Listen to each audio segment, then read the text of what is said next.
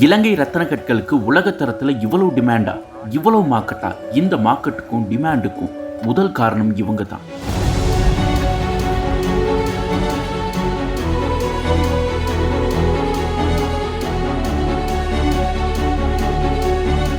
இலங்கையில் ரத்தின கற்கள் அகழ்வு 2 முறையாக இருக்குது. என்னதான் இயந்திரங்கள் மூலம் அகழ்வு ஒரு சில இடங்களில் நடந்தாலும் பாரம்பரிய முறையான அகழ்வு தொழிலாளர்கள் கைகளால் அகழ்வு பண்ணுறது தான் பல இடங்களில் நடக்குது.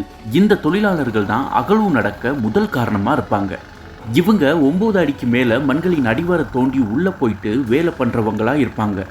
வீட்டுக்கு பல மாத கணக்கில் போகாமல் அங்கே கிடைக்கிற உணவுகளை சமைச்சு சாப்பிட்டு அவங்க தோன்ற கிணறுகளில் தண்ணியில் குளிச்சுட்டு கல் எடுத்தாதான் சம்பளமே கிடைக்குமாம். மழை பெஞ்சா கூட இந்த சேத்துல இறங்கி இவங்க வேலை செய்வாங்களாம். மண் அடிவாரத்தில் போகும்போது மனித உயிர்கள் கூட போகுமா. அந்த அளவு கஷ்டப்பட்டு வேலை செஞ்சுட்டு போவாங்க.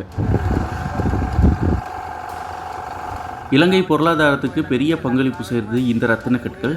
இலங்கையில் ரத்தின பொறியியல் இது பாரிய அளவில் இருக்குது. அதுக்கு இந்த தொழிலாளர்களின் உழைப்பு ரொம்ப முக்கியமாக இருக்குது.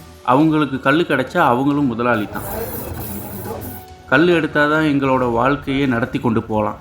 ரொம்ப கஷ்டமான வேலை தான், ஆனால் விரும்பி பண்ணுறோம் சந்தோஷமாக. உலக தரத்தில் இலங்கை ரத்தின கற்களுக்கு பாரிய விலையும் அந்நிய செலவாணிக்கும் பங்களிப்பு செஞ்சுட்டு வருது இலங்கை ரத்தின கற்கள். இதுக்கு காரணம் இந்த தொழிலாளர்களின் உழைப்பு தான். ரத்தின கற்களின் அழகு போல இவங்களும் அவங்க வாழ்க்கையில் சந்தோஷமாக இந்த வேலையை செஞ்சு எப்போவுமே இலங்கை நாட்டுக்கு பெருமையை தேடி தந்துட்டு தான் இருக்க போகிறாங்க.